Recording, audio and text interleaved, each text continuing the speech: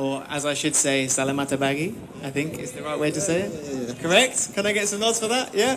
Excellent. Welcome to the event. We're all incredibly excited to be back here racing in Jakarta. Last season was awesome. The fans were incredible. The race was amazing. And we're looking forward to doing it again this weekend. Even better because we get to do it twice. Ya, jadi untuk semuanya selamat pagi juga. Di sini kita benar-benar excited, benar-benar senang sekali untuk bisa kembali ke Jakarta dan untuk bisa balap untuk tahun yang kedua. Tahun kemarin kan sudah, jadi hari ini kita mau ada Q&A session dan juga untuk melihat screennya dan lain-lain. Dan bagi yang mau nanya-nanya juga boleh. Jadi siapin aja. Terima kasih. So, to talk about Unplugged. Now, Unplugged is an all-access documentary series that brings all of the action from the teams and the drama of the championship and everything that happens behind the closed doors of the garages and the pit lane to the fans at home in a very competitive and unpredictable championship. Jadi sebetulnya apa itu Formula E Unplugged? Formula E Unplugged itu membantu kita untuk mengetahui lebih buat drivernya, masalah pengemudi, dan juga untuk penggemar-penggemar yang di rumah bisa juga nonton dan bisa mengerti apakah itu Formula E lebih dalam lagi. But it's also about experiences like today, bringing behind-the-scenes actions, drivers, questions, answers to you guys in the media, in person. You could say this is your own Unplugged experience. Tapi bukan itu aja, ini juga bisa menjadi untuk mereka, untuk kalian di sini juga kita bisa interak langsung dengan para pengemudinya dan bisa ini sebagai unplugged kalian langsung gitu, face to face, bisa ngomong langsung, nanya langsung untuk driver-drivernya sendiri. So to continue with the exclusive access, we do have some drivers with us today. So I'd like to welcome Mitch Evans from Jaguar TCS Racing to join us here. Ya, selamat datang untuk kepada Mitch Evans. Has he got a microphone? Yes. Thank you. How are you? Hey Mitch, how's it going? I'm good. Trying to keep cool.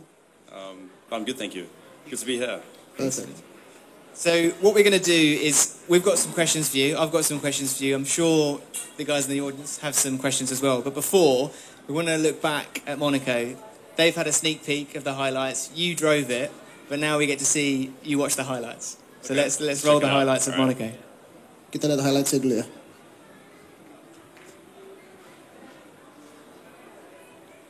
Videonya boleh?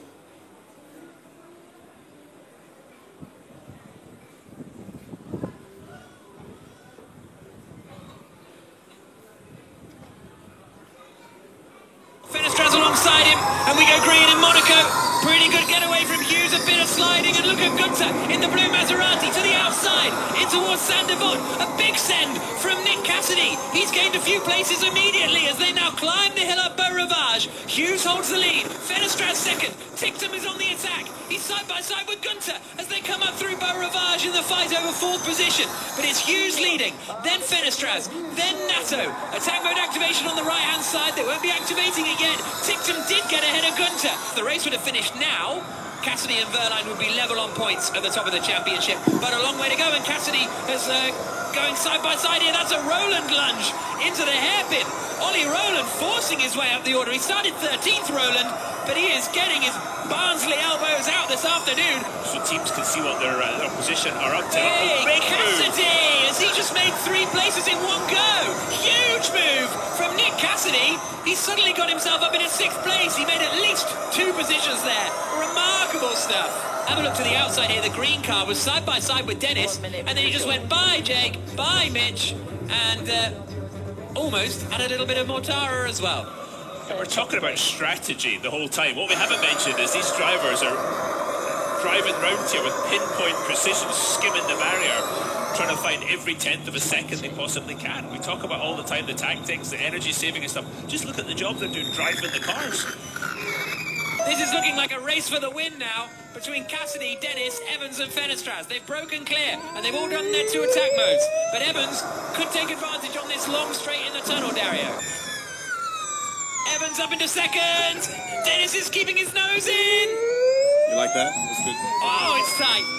It's Evans is incredible. I mean, here comes Evans to the outside at Sandevot. Evans takes the lead. Mitch Evans takes the lead of the Monaco E-Prix. What happened here with Verline on the replay? that's on his teammate. Oh, and crunches into the back of Nathan. That's the front wing, so that's what you were talking about, Dario. That then is what we saw fly up in front of Sam Bird. Lap 16 and 29. The two Kiwis running first and second. Here comes Dennis. Right around the outside of Mirabeau. Evans to the outside of the hairpin. These are three championship contenders. And they remain in the same order. Cassidy, Dennis, Evans. I love it. This is fantastic stuff, side-by-side racing. Let's go, let's go. Let's get him. Oh, let's go. That's a green light, Jack. A green light for Mitch Evans in the black and white Jaguar. So Joseph Rocker on the radio telling him, his driver, let's get Cassidy for the lead. But Cassidy will know that and will defend that. After a really strong run. Here comes Evans. Oh, safety car is gone. Safety car. Yeah, he was thinking about it until the safety car came. Yeah, so safety car came out. Oh, here we go. On board with Gunther. Brace yourselves. Oh, wow. Scott Elkins, the race director there on the right-hand side, says that we are good to go racing again. If it finishes like this, Nick Cassidy will lead the Formula E World Championship as we move into the second half of the season. But Evans, well, even if Evans gets ahead of him, even if Dennis gets ahead of him, Cassidy will still lead the championship, but Howie would love to take a second win in a row. Especially here in Monaco, Jack.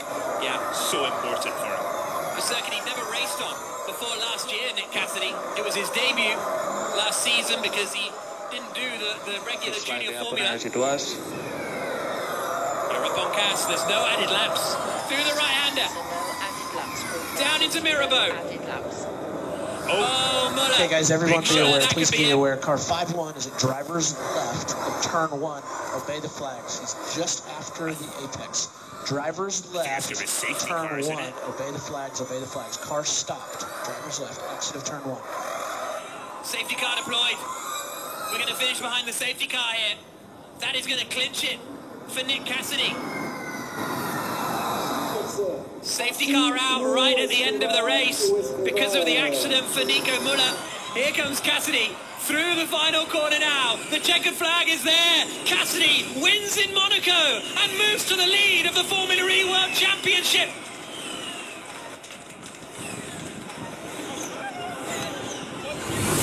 So, there we go. A very eventful race, as always, with Formula E in Monaco. Starting 6th, up into the lead, finished on the podium. Do you think you could have done it if the safety car wasn't there? I would have backed myself too, yeah. I think the first safety car didn't help as well. Yeah, it was a really tough race to manage, to be honest. The last 2 races have been really tough to manage. That one was equally tough. But it was a great battle between myself and Nick and also Jake. But when I got into the lead the first time, I thought it was going to be for me. I thought I was probably going to win it. But Nick made a good move on me when I was not really expecting it and got back into the lead. And then the safety car came out at the right time for him. So that's the way it goes sometimes. But I feel like I just had the measure on him, but it just didn't. Unfortunately, the strategy didn't fall away with the timing of the safety car. So, but still, second place is not too bad. But I've finished on the podium in Monaco like quite a few times, and I've never won. So, yeah, next year. Oke, jadi sebetulnya dia juga membalap lawan Nick juga tadi. Pas banget pas di dekat-dekat akhir race-nya safety car-nya keluar. Jadi makanya itu pas banget untuk si Nick dan dia juga untuk mengambil beberapa manuver-manuver yang bisa melewati. Namun ada juga sebuah manuver yang dilakukan oleh Nick yang memang membuat dia kaget bisa dibilang. Dan akhir-akhirnya safety car-nya di akhir race-nya, di akhir pembalapannya ternyata keluar dengan waktu yang lumayan pas untuk si Nick, makanya dia bisa mengambil podium pada saat itu. Untuk si Mr. Evans ini, dia memang sudah beberapa kali di podium, tapi dia berharap untuk tahun depan bisa menjadi juara di Monaco. So, with that in mind, you know, that experience, I'm sure that the Unplugged team would have captured a lot of that behind-the-scenes action across the paddock. Talk to me from a driver's perspective. What is that unique access like for you when there's always a camera there? Because it's important, though. I mean, I think it's great for... Sorry, they should get the question. Alright, so I'm going to translate over. Jadi kita pengen tahu ternyata tuh apa aja yang bisa dilihat di behind the scenes atau di balik layar untuk driver-driver di mana sebetulnya dimanapun itu ada kamera. Jadi menurut dia tuh sebetulnya kayak gimana rasanya untuk begitu. Yeah, I think it's great to give everyone the access behind the scenes. I think it's a really fundamental part of sport to see how we operate behind closed doors. But it's very strange because you want to be yourself and show your emotion stuff, but when the camera's around, you don't want to. You kind of want to put up a little bit of your guard. But people want to see that raw emotion and those raw reactions to moments. So yeah, I think it's in the heat of battle. You see people personalities differently. When I'm like this, I'm chilled, and then I get in the car, I'm a different person. I've got like a split personality. I think a lot of athletes like that. And I think the Unplugged series gives that sort of that access to be able to see that. So yeah, it's unusual because it's kind of just come in the last few years, that access. But I think everyone loves to see that human and that raw emotion come through. Jadi sebetulnya kalau misalnya di behind the scenes, di balik layar, pengen lebih beremosional, lebih beremosi lah. Tapi namun kadang-kadang mungkin harus jaga image juga depan kamera, makanya dia harus menjaga diri juga. Tapi memang beberapa orang juga suka untuk melihat emosi-emosi yang lebih raw, yang lebih mendalam diri sendirinya. Dan juga kadang-kadang kalau misalnya lagi race itu pada saat dia lagi kayak gini mungkin dia lebih santai, lebih chill. Tapi kalau misalnya udah dimasuk ke dalam mobil, udah masuk ke dalam mobil mau balap, itu bisa ke personality yang beda, menjadi personality yang lebih gagah lah bisa mungkin bisa dibilang ya. And that's it. So let's talk about Jakarta. It's great for us to be back. I imagine it's good for you to be back, considering you got the win here last year. Jadi kita akan balik ke Jakarta. Jadi kita akan ngomong tentang Jakarta dan gara-gara dia sudah kembali ke sini kedua kalinya, jadi kita mau ngomong tentang itu. Please. Yeah, I mean, I love Indonesia. I've been to Jakarta quite a few times, even before Formula E, because I used to race with the Indonesian family, the Galaus, and so it's always been close to my heart. I love the culture here, the people, everything. It's a great place to be. It's just a little bit too hot for me. But obviously, yeah, coming back to the race here it brings back great memories. A great result last year, so we hope to build on that this year. A double victory here would be incredible. But yeah, I think with the Gen 3 car here, it's going to be fantastic racing. And now you guys get 2 races this year, not just 1. So yeah, looking forward to the challenge because it's going to be a big challenge for us. Yeah, just amazing to be back in Asia and on Indonesian soil. Jadi sebelumnya dia memang sebelum Formula E pun dia sudah pernah ke sini. Karena dia memang udah pernah ke sini kayak gitu, makanya dia merasa lebih bisa dibilang lebih di rumah. Soalnya Indonesia walaupun memang seru tapi mungkin agak terlalu panas, lebih hot. Jadi nggak apa. Tapi untuk Formula E ini untuk race yang sekarang, pembalapan sekarang menggunakan mobil Gen 3, makanya dia pikir ini bakal menjadi sesuatu yang lebih menantang, lebih seru juga. Dan sekali ini kita beruntung untuk mendapatkan 2 balapan, yaitu adalah hari Sabtu dan Minggu. Jadi dia bakal melihat juga ini bakal sebetapa serunya kita dalam tahun ini. So let's talk about racing here, the circuit, the challenges. We've mentioned heat, humidity. How does that affect you as a driver and the car? Jadi kita sebelumnya kan udah ngomong tentang panasnya, ya humiditas di Jakarta.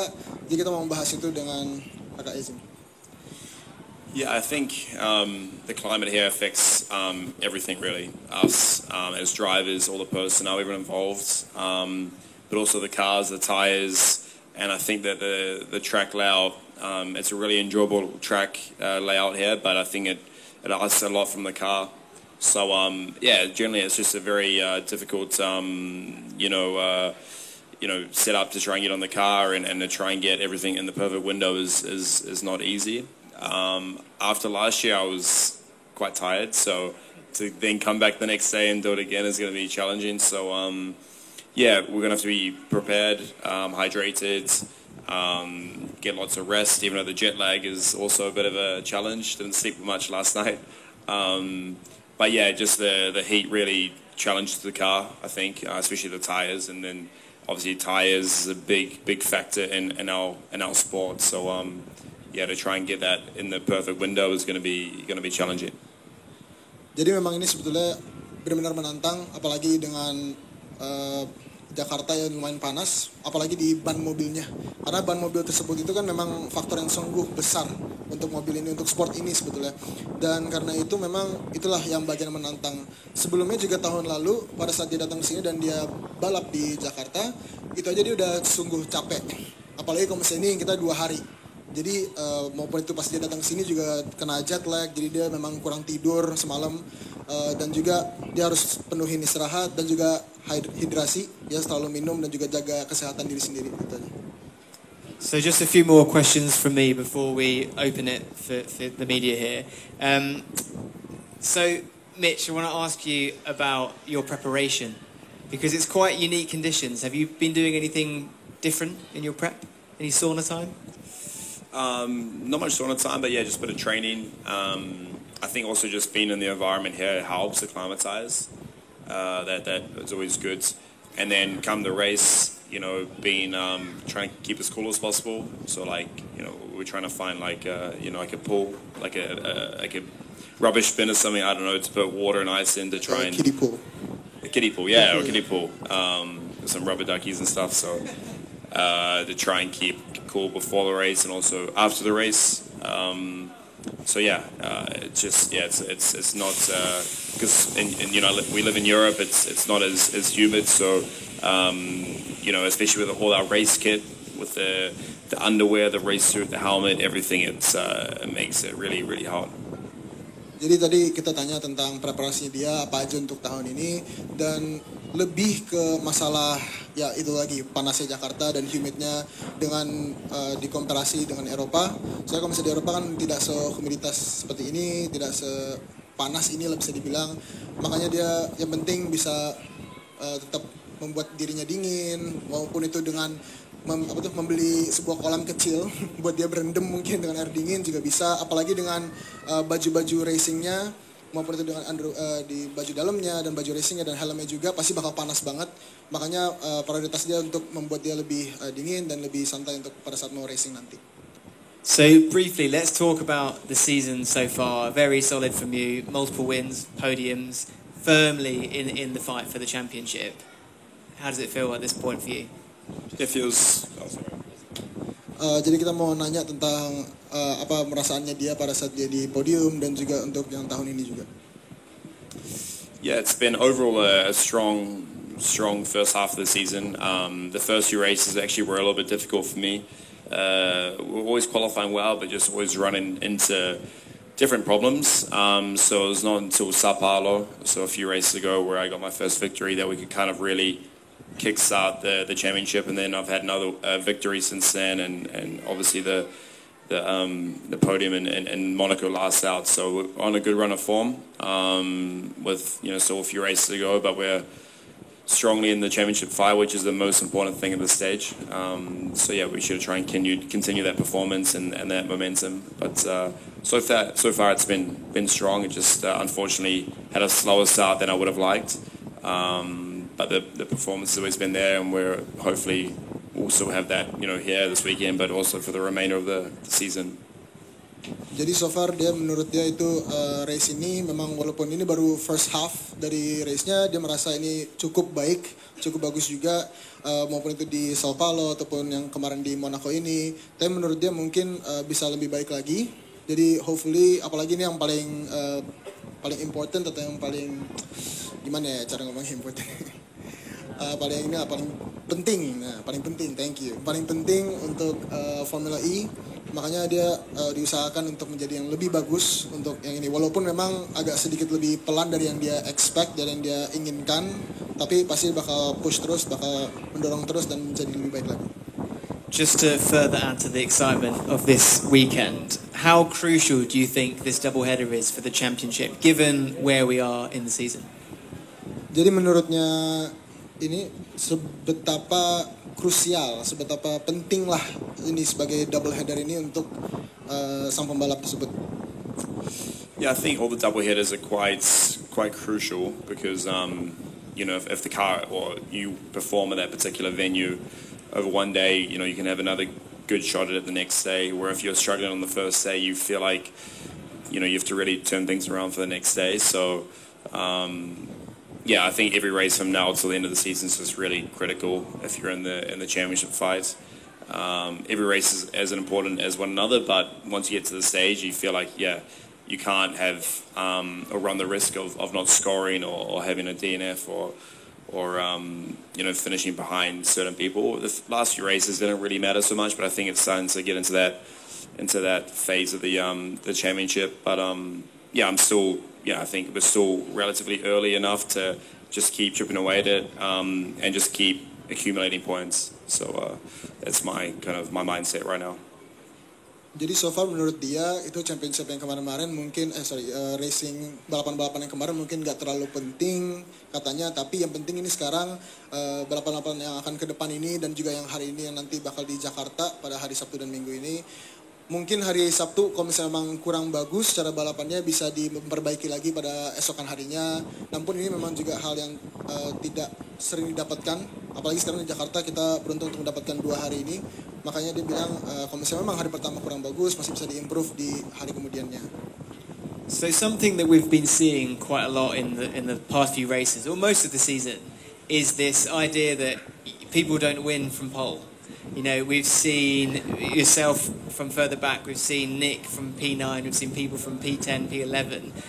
Do you think we're likely to see similar strategies in play here when it comes to taking advantage of things like slipstream? Okay, jadi sorry, I keep forgetting. It's all good. Jadi masalah placement atau masalah tempat di awal-awal mulai balapannya, ada yang mungkin dari awal urutan ke-9, ada yang urutan ke-10. Terus tiba-tiba langsung mendapatkan naik ke urutan yang ke-6, ke urutan ke-3. Apakah itu sebuah strategi untuk sama pembalap hari ini dan mungkin bisa diterapkan nanti pada di sirkuit apa tidak? I forgot the question. The winning from further back. That's right. With pole, yeah. I think it's going to be the case for the rest of the season. Probably that's qualifying within the top 10 is probably you've got a shot. I think it's slightly more different compared to the previous few races because the energy reduction and the length of the race is a little bit different. So maybe the slipstream effect isn't as critical this weekend. So maybe track position's a bit more important compared to Monaco and Berlin. But we'll find out. That's our kind of predictions right now. But you always want to try and qualify at the front and then have control from the start. But it's a bit of a weird stat that no one's won from pole yet. So I hope to change that. Jadi sebetulnya memang untuk race yang ini sungguh penting, maupun itu mau dari manapun, mau dari urutan ke-9 atau urutan yang terakhir ataupun yang pertama. Tapi so far memang dia ingin lebih bagus kalau misalnya memang pada saat qualifying untuk menjadi yang pertama di race startnya. Dan karena itu memang itu sungguh sesuatu hal yang penting dan hopefully semoga ini semua bisa berjalan dengan lancar juga. So we promised you 2 drivers, and we do have a second driver. Dan Ticktum is ready to join us, I believe. Just coming up the stairs now. So we'll ask a few questions to Dan, and then it'll be on to you for your questions. Mari kita sambut Dan. Thanks for coming. Hello.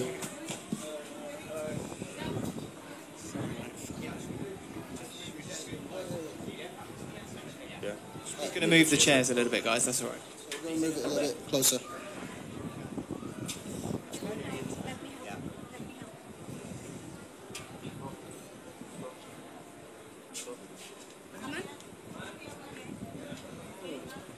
Would you mind sharing the mic? So, Mr. Ticktum, this is Dan Ticktum from the Neo 333 racing team. Thanks for joining us. We've talked to Mitch.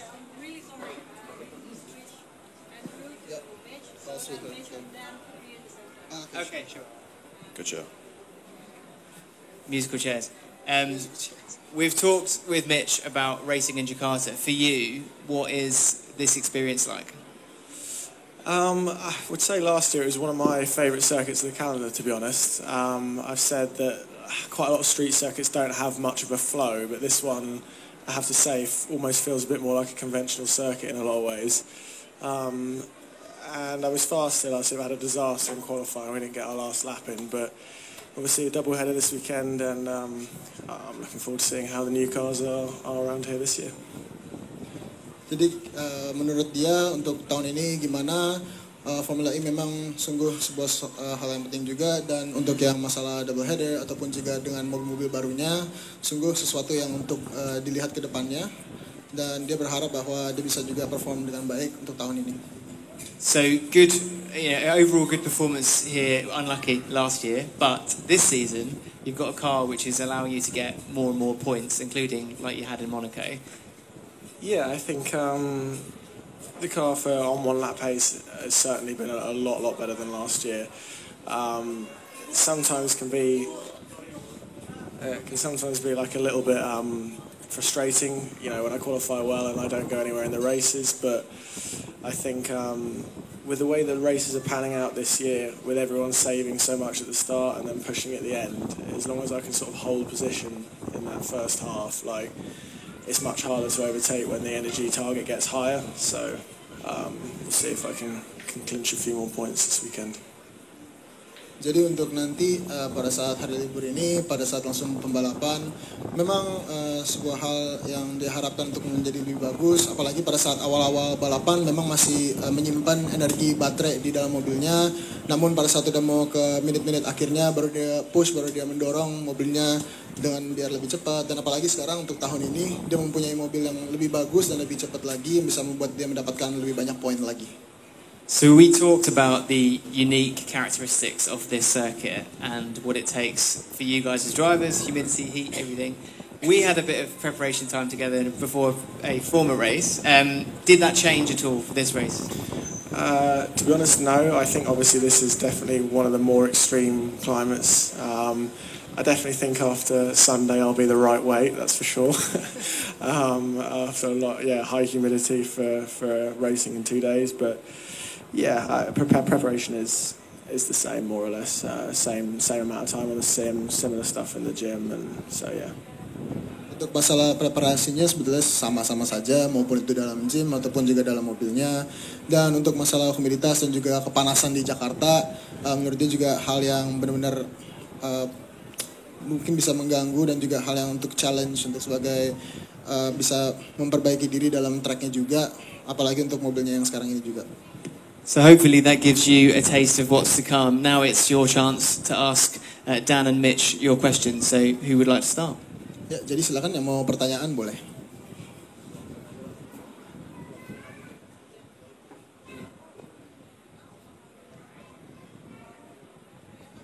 Okay, hello Mitch and Dan. My name is Arikia. I have some specific question for both of you. For Mitch Evans. Thanks to your win at Jakarta E-Prix last year and a fascinating race back at Monaco last month, I thought that, and I guess many people would treat you as a favorite to win again here in Jakarta. Would that give you some kind of pressure ahead of the next race, for our next race in Saturday and Sunday? And for Dan, Mitch already told us that he quite have some kind of preparations to beat the heat before the race, and what I want to ask you is about, for you personally, do you have any specific methods to battle the heat before the race? Maybe some kind of special ice fast before the race, or maybe just a little lip session in an inflatable pool back in the paddock later. Thank you for the opportunity. Pressure, honestly, no. I think I'm in a great position to be able to be fighting for victories, and I've been on a good run recently, so coming here off the back of last year's result also helps. So no pressure. I mean, our job is constant pressure, so it's no more. We're kind of expected to do well. Every other driver's got a great opportunity this weekend as well, but I feel excited, to be honest, to try and back up my victory here from last year. That'd be amazing to do. Obviously, having 2 stabs at it, 2 opportunities. Hopefully, at least one of the races I can a victory. Obviously, would be amazing. But we'll have to wait and see. It's a whole new car this year, so it's going to change things slightly. Untuk masalah kayak apakah dia merasa terbebani atau tidak, maupun dengan itu kemenangan yang tahun lalu, sebetulnya dia merasa gembira juga bisa menang tahun lalu, dan dia juga berharap untuk bisa memenang tahun ini, apalagi dengan mobil barunya juga, dengan mobil Gen 3-nya yang sekarang ini. Apakah dia merasa terbebani? Sebetulnya tidak, dan sebetulnya untuk dia memenangi tahun lalu itu actually membantu dia untuk dibuat lebih nyaman lah, bisa dibilang, untuk track ini apalagi. Honestly, no, I don't do anything particularly different to other drivers. I do use a vest. I've asked the team most races this year to bring a pool, and I've still been let down. So I'll keep trying. It's definitely needed this weekend. It's very hot, is it? Jadi untuk Mr. Dan sini, dia preparation juga dia menggunakan sebuah vest atau sebuah jaket, mungkin bisa dibilang lah ya, untuk membantu dia. Jaket khas gitu untuk bantu dia masalah panas di Jakarta, dan juga dia meminta beberapa teammates atau krunya untuk membawa kolam kecil buat dia mendinginkan diri juga di paddock nanti. Ada pertanyaan lagi? Ya, Bapak yang di belakang.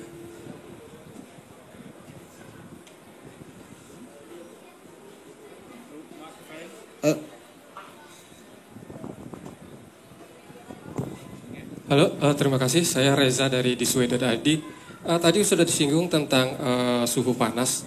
Tahun kemarin juga beberapa tim mengeluhkan tentang panas ini yang mempengaruhi performa dari mobil mereka, khususnya baterai. Nah, kepada kedua pembalap, menurut mereka di mobil generasi 3 ini apakah sudah bisa mengatasi permasalahan itu sehingga performa mobilnya dan baterai lebih maksimal dalam seri kali ini. Terima kasih. Okay, so we've talked about the heat that's going on here in Jakarta. So what he's wondering is, with the new car, with this new Generation 3 car, have they helped out with the whole battery issue and also with the tires and everything, making sure that this car is much more safe, or at least better than the previous car, especially here in Jakarta? To both of you. Short answer is it is a lot better. Now we have to actually prepare the batteries and heat them up before we start. We haven't had any issues with overheating, and I think front powertrain might be a bit of an issue this weekend, but we'll see. But overall, it's been a lot better, and from a tyre perspective, they pretty much don't wear out at all. I thought at tracks like Berlin, we would see potentially some more overheating or some more wearing, but no. I think obviously this is the most extreme weekend we're going to have, I would say, of the season. We're definitely one of them. So it'll be interesting to see how the tyre reacts. There's a lot of combined corners as well, which puts a lot of load on the tyres. So we'll see. Jadi untuk yang masalah baterainya, sebelum balapan dimulai pasti bakal dipanasin dulu, bakal dipersiapkan baterainya dulu. Dan untuk masalah bannya sebetulnya sih tidak ada permasalahan. Lebih bermasalah kalau misalnya pada saat mereka di Berlin, soalnya itu memang lebih menguras bannya lebih daripada kalau misalnya di Jakarta sini. Tapi dengan banyaknya belok-belokan juga di Jakarta, pasti bakal mereka juga pengen lihat bagaimana bannya untuk mobil yang baru ini. Jadi untuk sementara untuk mobil yang baru ini sebetulnya aman. Jadi oke. Same. Oke, jadi jawabannya juga sama. Ada satu pertanyaan lagi, terakhir. Just a reminder that there is plenty of other chances to ask questions throughout the weekend. There's a press conference tomorrow, the media playing with all of the drivers afterwards, and the same after each race. Oke, jadi banyak kesempatan lagi kalau misalnya ada yang mau bertanya-tanya lagi. Nanti bakal ada conference juga bersama semua pengemudi Formula E. Jadi jangan sedih, pasti bakal ada kesempatan lagi nanti. Boleh, silakan. Hello, Mitch. My name is Sana and I'm from Kompas.com. I want to ask to Mitch, what will be your expectations for this year race? Like, I'm sure that there were many personal challenges like that you keep to yourself. What will be the way for you to tackle it this year in Jakarta? Thank you. No worries. I mean, I think nothing in particular, to be honest. Last year I think we did a good job, so I think just try and replicate that. And obviously with the new car this year, to try and obviously predict what this car will need here compared to the Gen 2 car last year. So But from my own personal side, nothing really different, to be honest. I've got a pretty standard sort of and quite basic approach to my racing, so and that's not going to change this year. So apart from like kind of the physical side, with maybe trying to get like an ice bath or a plunge pool or something like that, my approach mentally will be the same. Jadi secara mekanis maupun dengan mobilnya sendiri, karena ini memang mobil yang baru, mobil generasi baru daripada tahun yang lalu. Jadi untuk preparasinya juga masih biasa saja, masih just regular, masih biasa aja. Namun kalau masih secara fisik mungkin dia bakal lebih kayak mendinginkan diri, maupun itu dengan kolam kecil yang bisa membuatkan dia lebih dingin, mandi es batu ataupun apa itu. Jadi untuk sementara sih itu aja, tidak ada hal yang sebuah beda atau yang lain dengan tahun lalu. Maybe if you ask nicely, Dan, Mitch will let you use his ice bath. Afterwards.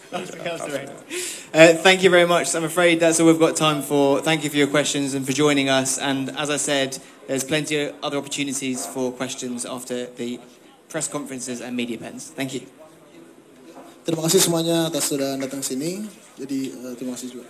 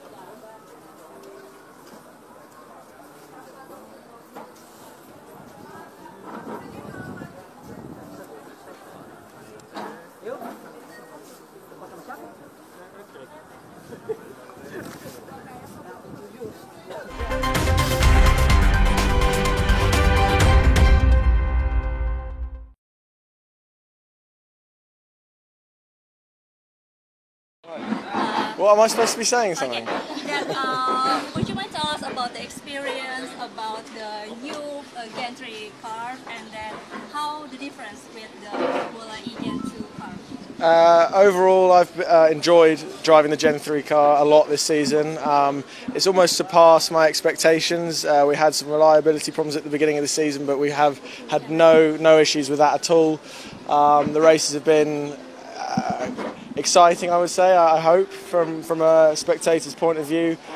For me as a driver, personally, the team have made big improvements this year, and overall driving the car has just been quite exciting, very challenging, and I've enjoyed it. Okay, so the difference is in this Formula E 2023 is the system of the race. So the last year is using the duration, and then right now using the lap, right? Yep.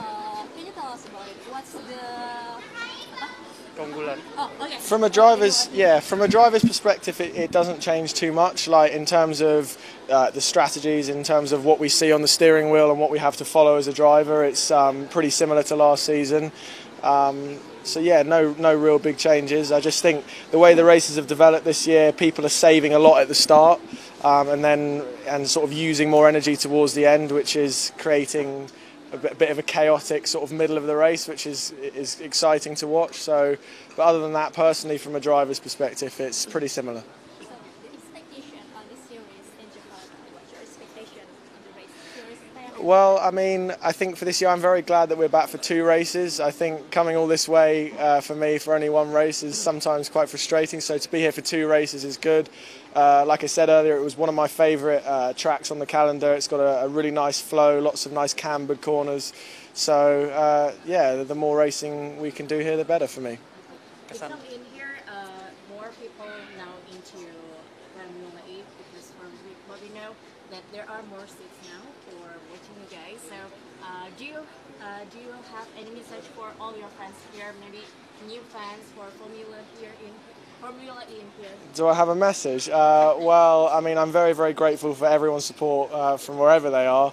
But whenever I've come here, I remember the autograph sessions last year were great. So, and I think normally in Asia I'm received quite well. I don't know if it was because I did well in Macau or I'm not sure, but yeah, thank you for everyone's support and yeah, keep supporting me, I guess. Thank you so much. Thank you very much. Thank you. Thank you. Thank you. Have a good rest. Take care. Thank you. Good luck. Would you mind to take a picture?